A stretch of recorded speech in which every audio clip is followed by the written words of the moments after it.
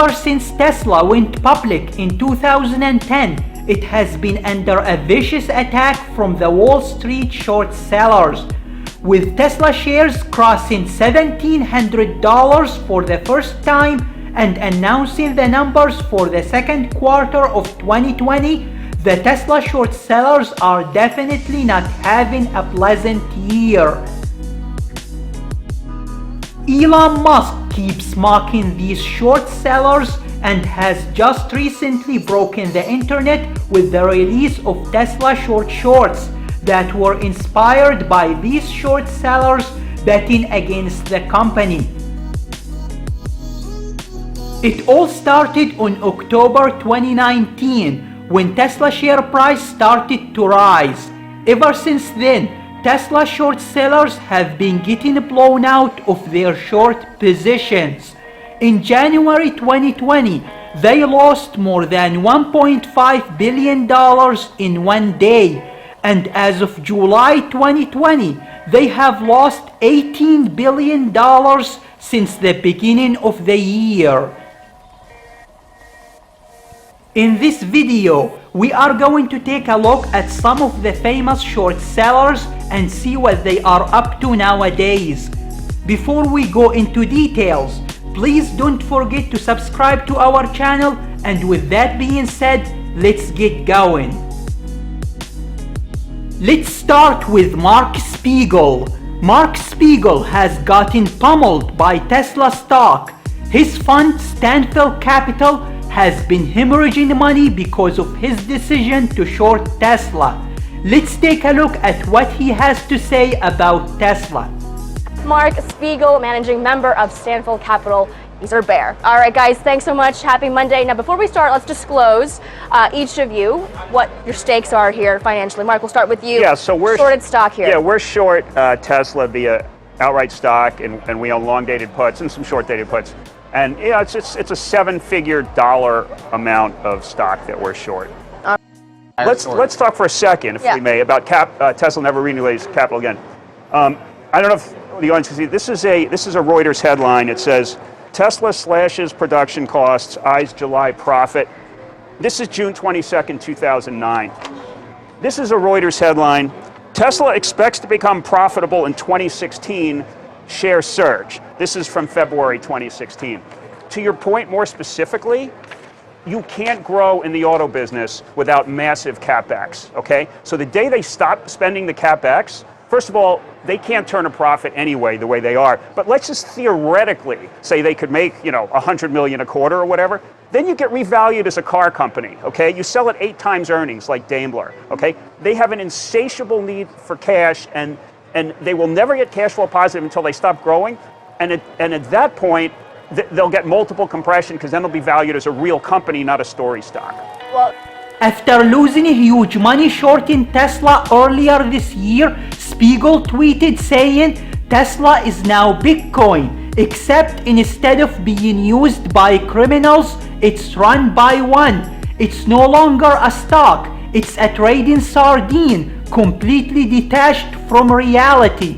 It just took out yesterday's high, and I slashed our 10% equity position to 5. The drama does not stop there with Spiegel. In a recent article titled Tesla No Longer Even a Growth Company, Going Bankrupt, Spiegel was at it again, calling Tesla a busted growth story and the single biggest bubble.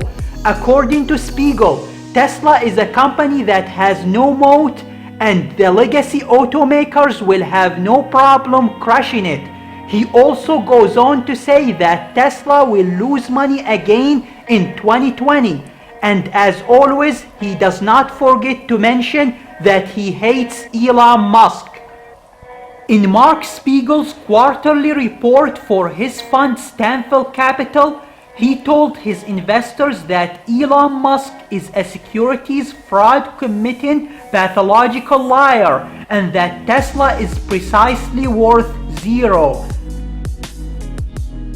The name of this presentation is Tesla is Still a Zero, and that's a play on a presentation I gave at the Robinhood conference.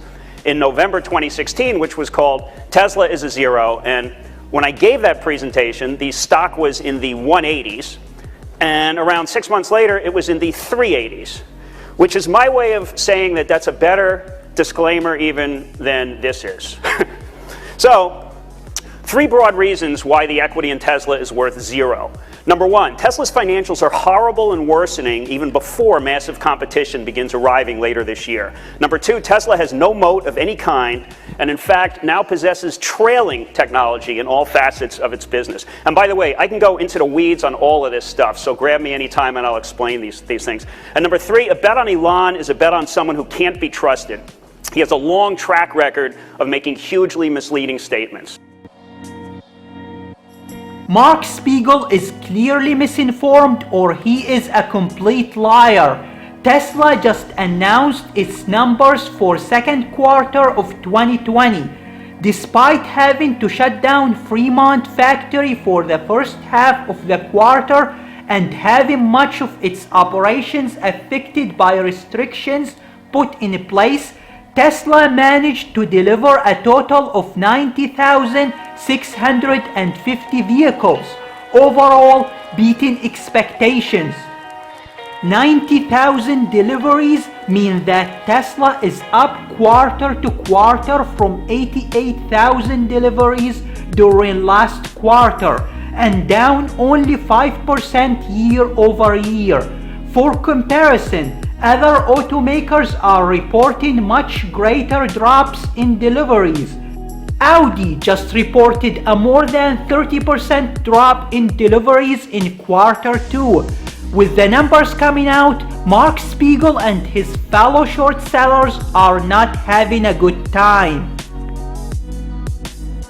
Another famous short seller is Gordon Johnson.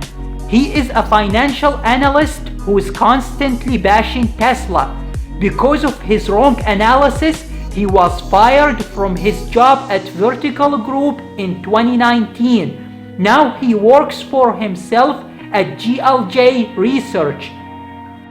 Gordon has been hating on Tesla and trashing it on TV since Tesla price was in mid-200s, saying Tesla has no future and predicting the stock price to drop to $84. He also keeps repeating that Tesla has demand problem and competition is coming.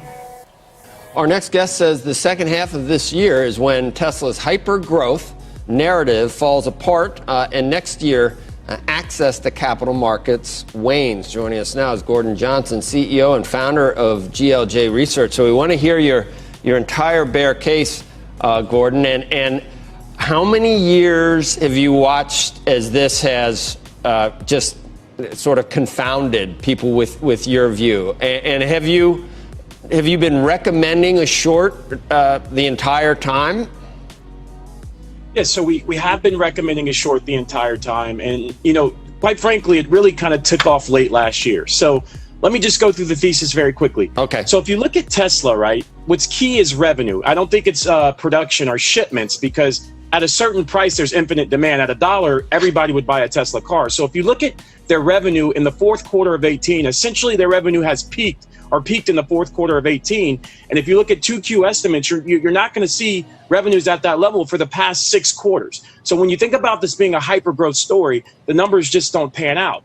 If you go on and you look at their market share, Netherlands, Norway, Spain, and the reason why we cite those is because they provide registrations daily. Tesla's market share in those 3 countries combined has fallen from 35% in the fourth quarter of last year to 3% 2Q quarter to date as of last Thursday. And specifically Norway, which is the most advantageous market for EVs, they basically subsidize 50% of the EV. Tesla's market share has fallen from roughly 37% in 1Q of 19 to roughly 4% 2Q quarter to date through today.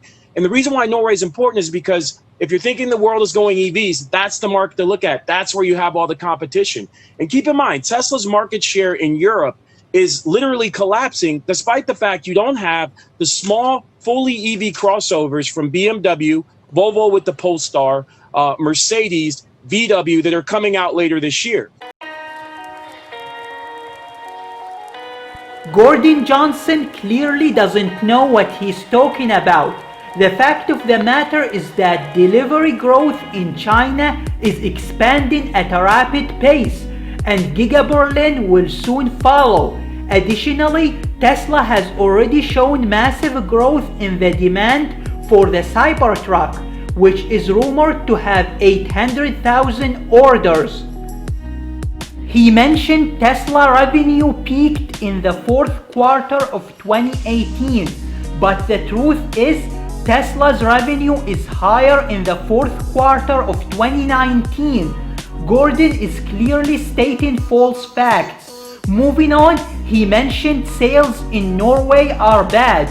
Tesla has been the best-selling EV brand in Norway for years, and Tesla Model 3 was the best-selling car overall. The Model 3 itself had an 11% market share in Norway, with 50,683 vehicles sold in 2019. If Gordon wants to support his points, he needs to come up with numbers. Later, he mentioned the competition is coming. Gordon must be living in another universe. Tesla is so far ahead of any other car manufacturer, and with Tesla advancing forward with the new battery technology, the gap is widening even further. From 2013, we have been hearing that the competition is coming. However, the competition is still trying to compete with 2012 Model S. There is still, in 2019, no car that can compete with Model S of 2012. It's 7 years later. Still waiting.